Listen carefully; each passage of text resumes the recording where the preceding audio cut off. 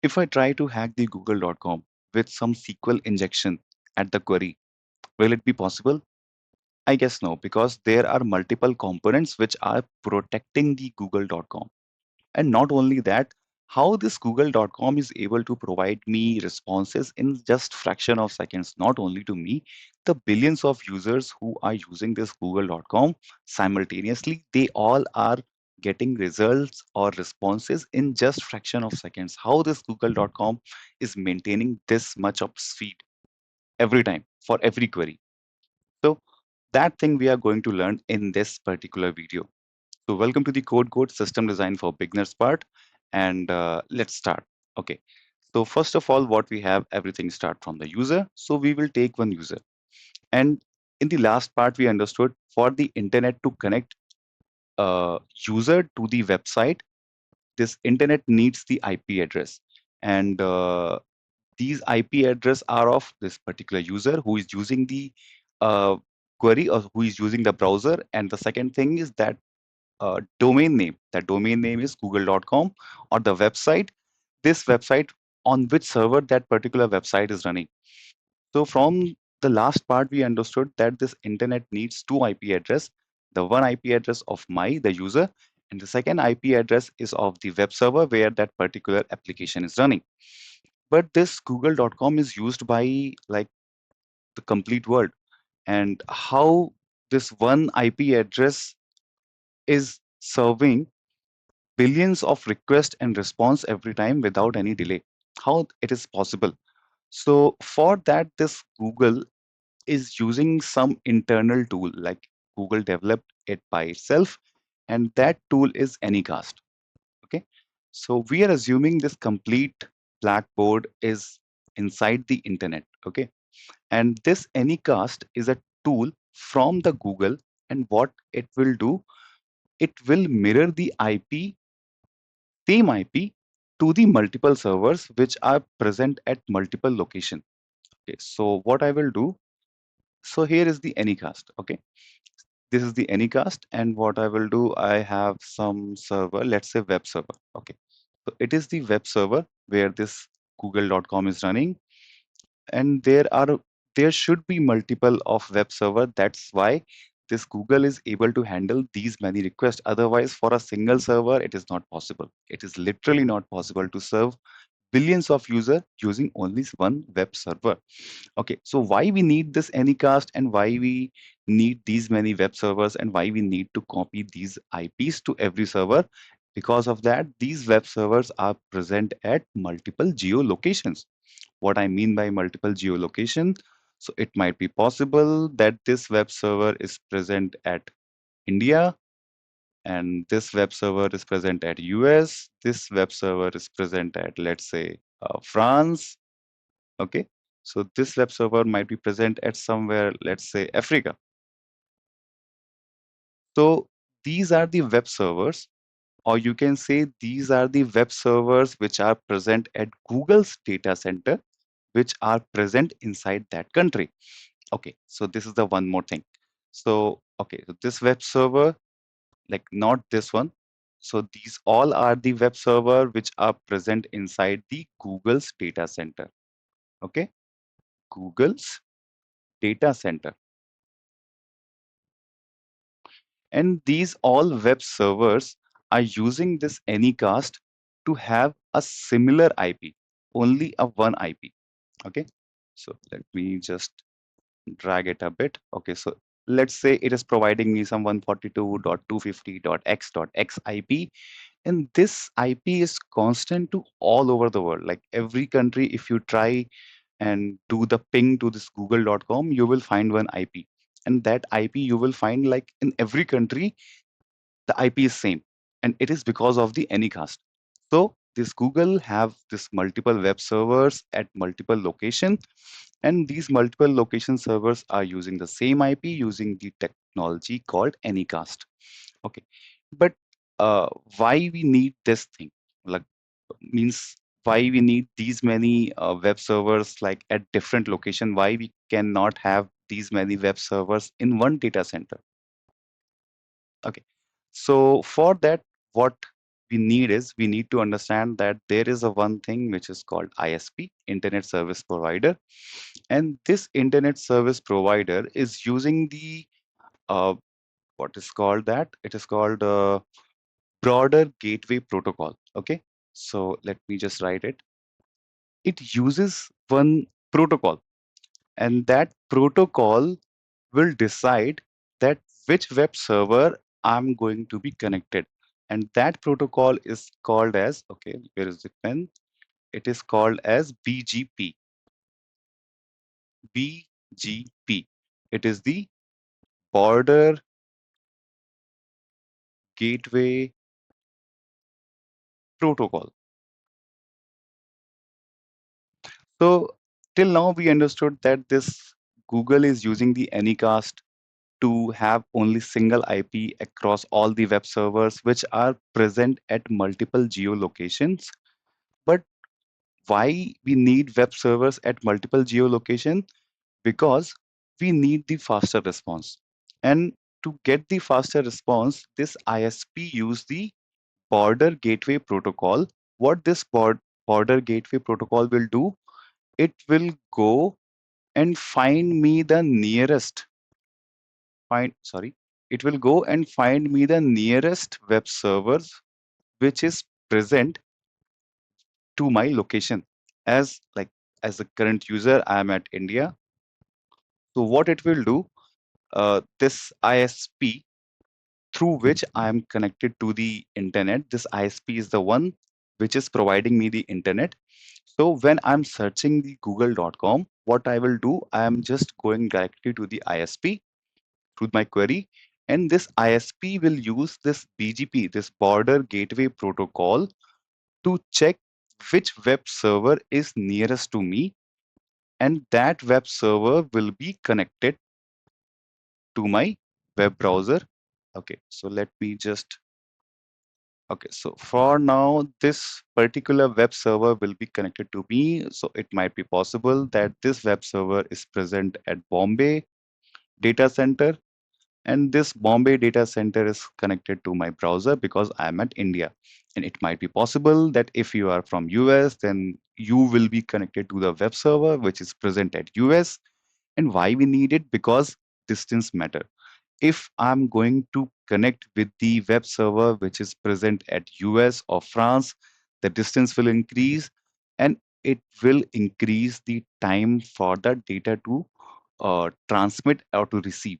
So that is why we are not going to add any more time. It is all about the availability and distance when it comes to the speed. So right now we understood few things that okay, uh, I'm from India and I have this query which I'm going to search with the google.com, and what it will do, my ISP, my internet service provider, will connect me to the web server which is nearest to me out of all the web servers which are present at India, at US, at France, at Africa.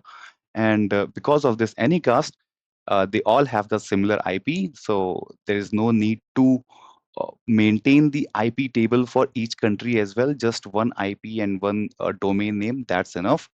And in this way, I'm able to connect with my nearest web server. Okay, so it is the one thing which increased the speed of the response time. So right now, okay, let me clear the screen and we will just use few things, not all the things.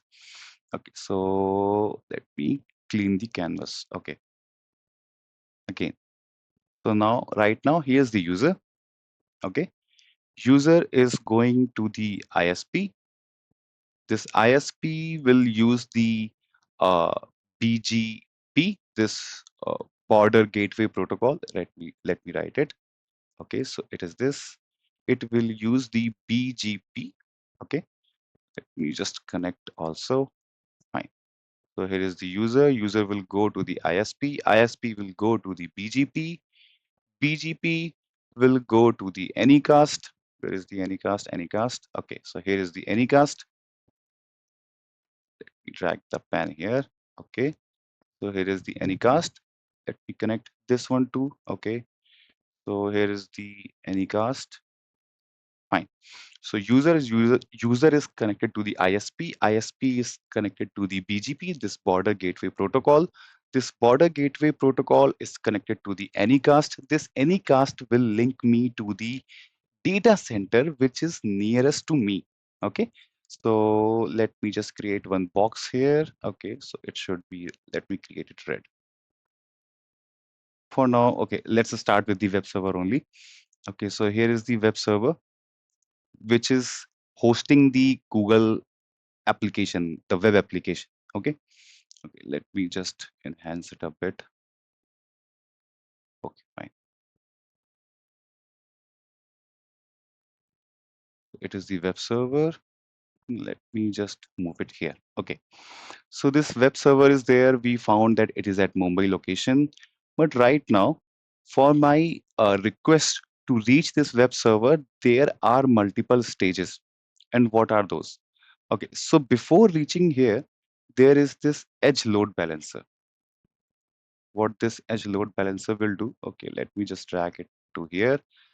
What this edge load balancer will do? Okay, let me increase, because it will do two things. So I need to increase its size, and let me increase it. Okay, so it is the edge load balancer. What is this edge load balancer? Actually, it has come for the Google's protection. And what is that protection? It will do two things. One is the TLS termination, and second thing it will do the WAF, this web application firewall. Okay, so it have two components, this edge load balancer. So currently this straight line will be connected like from this Anycast. The traffic will go to the edge load balancer. This edge load balancer have this TLS termination and web application firewall. What this TLS termination will do? Actually, whatever the request we send over the internet, you must have seen that we are using the HTTPS or HTTP or anything you will say, we are sending data in encrypted format. And that encryption need to be decrypted because our web server or application understand the plain language. They are not going to understand the language which is encrypted, because otherwise we have to create some other modules as well to decrypt the network's data and then to process it and then again to encrypt it and then again to send it. That's a very lengthy process and CPU intensive. So that is why this particular encryption decryption process uh, we make it as a separate entity from the application. We do not uh, try to encrypt decrypt the data inside the application. We just use the application to process or to provide response. Okay, so our google.com is there to take the data as a raw text and provide the data as a text. But the data which get transferred over the internet, it is in the encrypted format, and that we need to decrypt. So that particular decrypt thing is happening at the TLS termination. So after this TLS termination, it is going to the web application firewall, and this web application firewall is the one who will decide that whether your uh, request will go to our web server or not. How it will identify? It will check for any DOS attack. It will check for any SQL injection, any malformed data, any viruses. If it found any kind of data which can harm the server or which can disturb the server, it will not let it go forward. It will stop it there. It will terminate it. And why it need to run after TLS termination? Because it cannot work on the encrypted data. So that is why we need to decrypt it first from the TLS termination. And when this TLS termination happened, then it will go for the security check. Okay. So right now we have this packet which we are sending to googles.com. And till now we are successfully able to reach the security firewall, this web application firewall. It is a security layer. So let's say our data is normal, we are searching very normal things, and it get processed after it. So after getting it, there is a one more thing which comes between the edge load balancer and your web server, and that is the load balancer. Okay, so it is the load balancer which stand in front of your web server and inside the data center. Okay, so right now I will create one more box. Okay, where is that box? Okay, so here is the box. So currently we have this box as a data center. And inside this data center, we have this load balancer and we have this web server. Don't think that this web server is the only one machine which is running the google.com at this data center. There are thousands of servers which are running this google.com. And there is a different architecture of load balancer too. But for now, for our understanding, we will just take only one element of each. So here we have the load balancer. Let me just use the freehand flow so that we can understand from data where it is coming here. Okay, so here it is coming to the load balancer. Now load balancer, what it will do, it will check that out of all the web servers where this google.com is running, which server have less load or which server health is okay to get this traffic also to get this traffic. So based on that, once when it identify that okay, this particular node which is running the web application is healthy and can take one more request, it will send that traffic to that node. Don't worry, I will teach you all about the load balancers, the cluster, the orchestration in this system design only. All we need to understand that for a big enterprise, it is not a simple and straightforward architecture. They use thousands of servers, and all those thousands of servers are running the same application. But to handle the traffic, we need some traffic manager. We need some traffic manager, which is the load balancer. This load balancer is the one who will route the traffic to the web servers and get the response back and give you response to the browser. This load balancer is a very necessary thing here. And right now, right now we are able to send a request to our web server where this google.com is running. Okay, so right now this google.com get the data what I am searching here. Now it have two options. What are those? Okay, so let me just create these straight lines. Okay. So what kind of data you usually search here in the google.com? One, that is a real time. Two, that is a static. Static means like you are searching for some, let's say, uh, where is the best pizza I can get?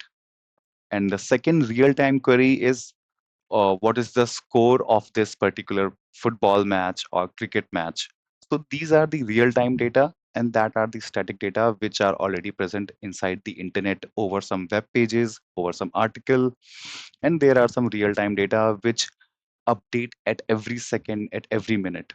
Okay, so there are two kind of queries which we usually search on the Google. One is the static query, and second thing is the dynamic query. Dynamic query means the real-time data query. Okay, so let's say okay.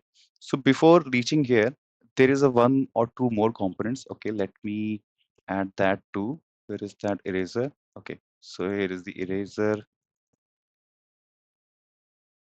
Why it is not erasing this line?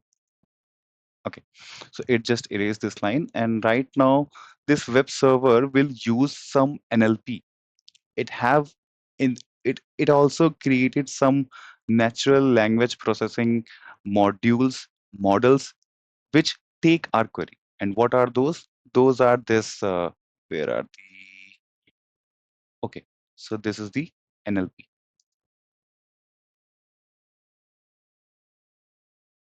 It is the NLP, BERT or MUM. So Google have this in-house models which are BERT or you can say MUM. These are the natural language processing machine learning models. And what they do, whatever you have queried, they classified those query like what actually user need. It is the current implementation of the Google. They identify that what the user is asking.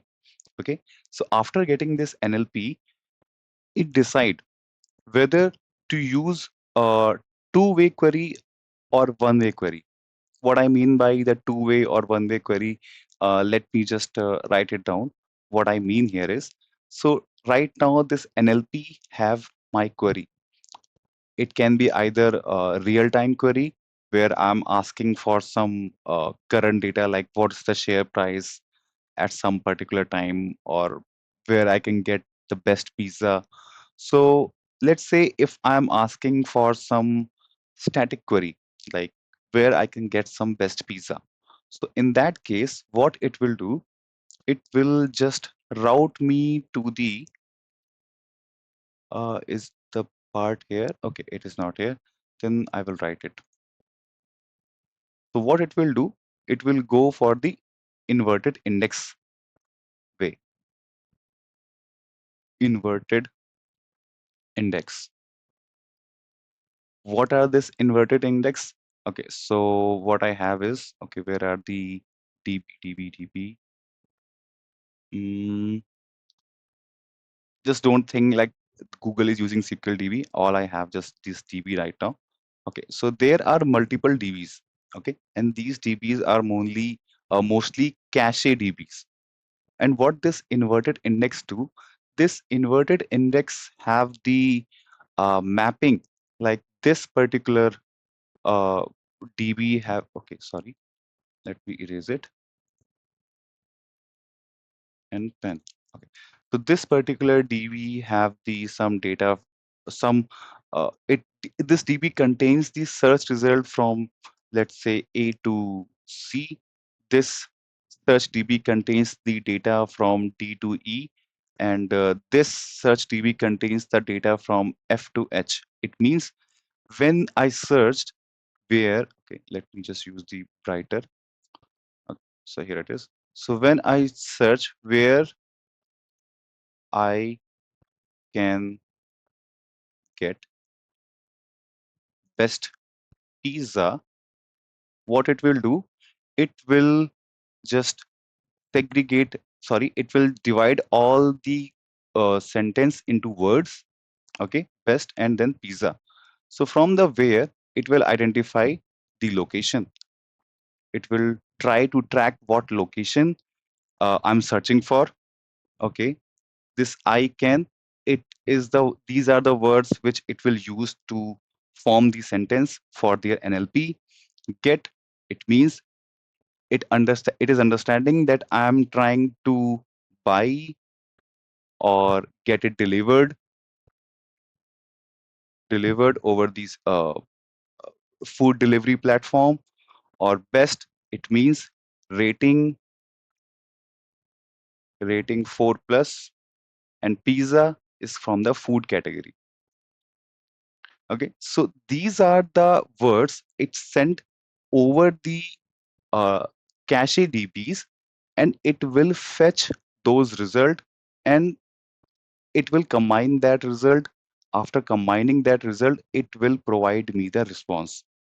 So it is for the query which is completely based on the articles or the uh, reviews which usually people feed over the Google websites or the review platforms.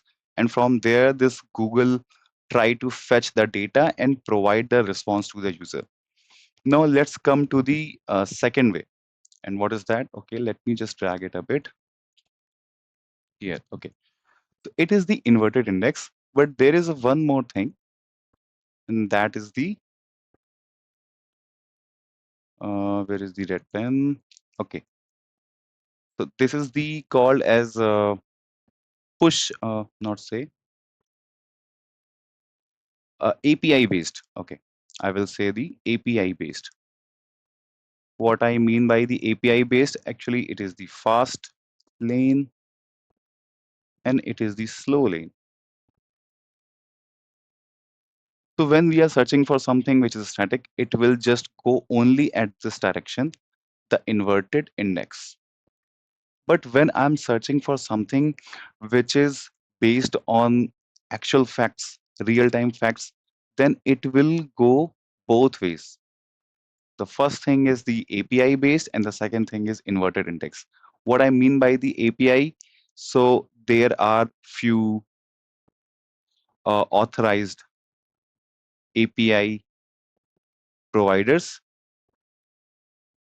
inside the Google, which provide the real-time data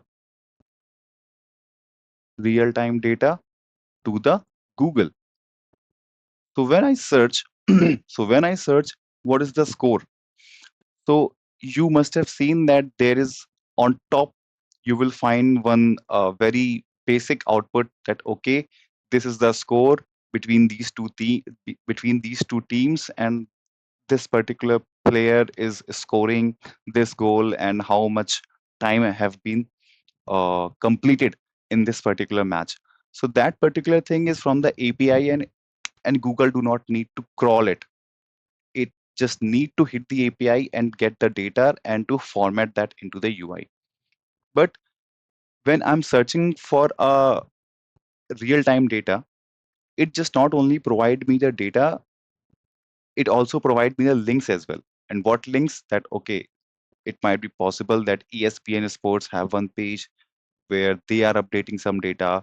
And similar to that, there are some news articles, some news channel pages where they are publishing this data like, okay, this much after this much time, this thing happened at this game.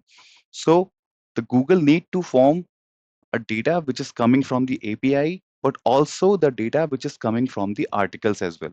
And based on that, it need to create a response for the user. So sorry. So when we have this, okay, let me just zoom out. Okay, so when we have a very simple query, a very static query, then it will go only at the inverted index. And when we have a query which use the real-time data, then it will use both inverted index and API based. And now, after getting these all the things, what this Google will do, Google will uh, create. Okay, after getting these all the things, where is that line, straight line? After getting this all the data, what it will do, okay, let me just create a bit more here, here, and here. Okay, what it will do, it will send the data to the aggregator. Let me just zoom here, hands. Okay, here. Okay, so what it will do, it will send the data to the aggregator. What this aggregator is someone, is a component which will take all the data, all the responses, and it will do the ranking. It will do the ranking. Ranking means it will fetch all the data which we get from this inverted index and this real-time API. And after getting these all the data, what it will do, it will rank that data like which particular link should be appear first to the user. And after creating these all things, it will provide a HTML and JSON. These two things will contains all the response, and it will be sent back to the user browser. And now its user's browser is the one which will render this data and show you in a very clean way. So if I zoom out this particular structure,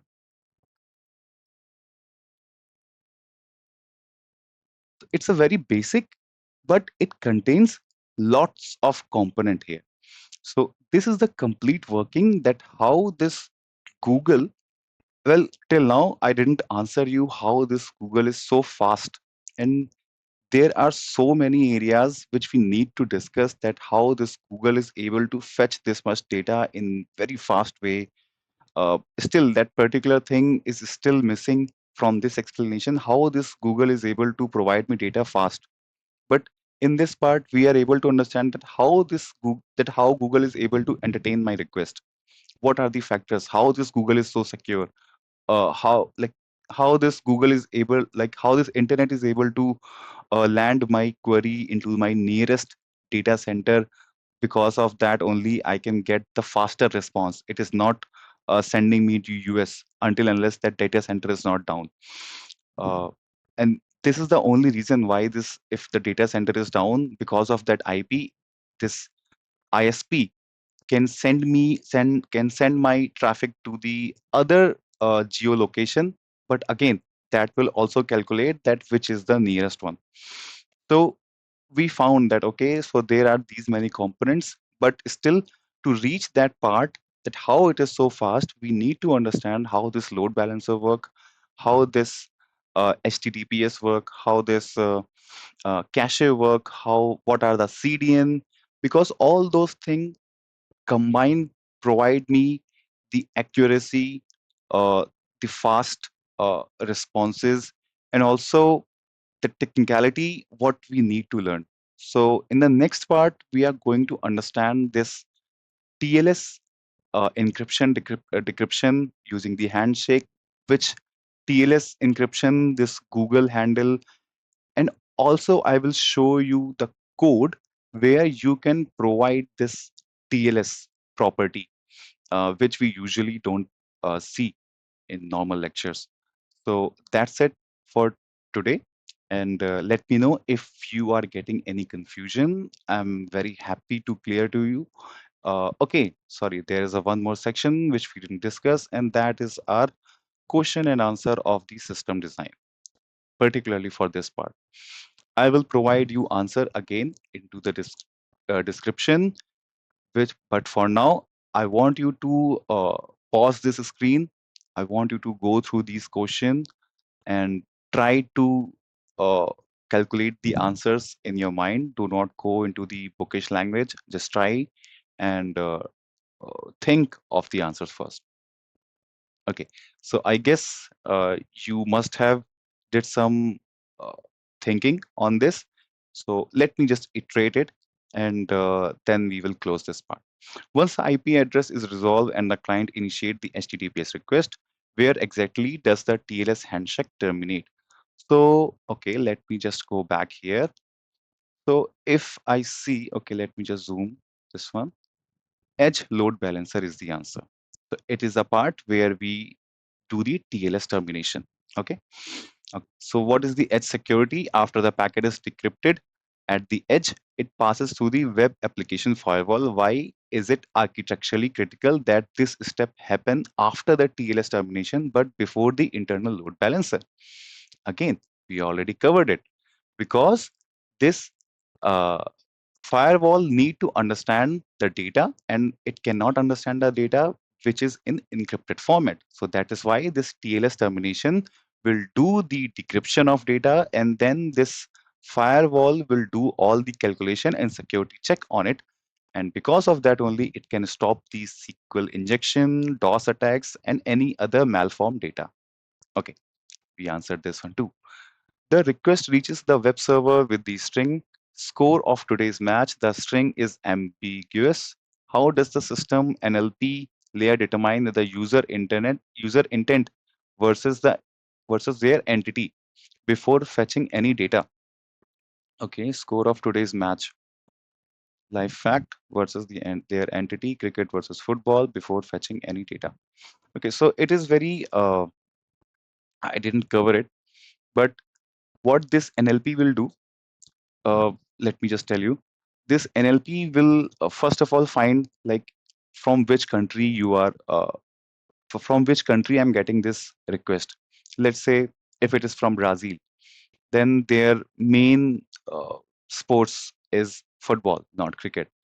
So what they will do, they will rank the football above the cricket, but they will show the cricket results as well there too.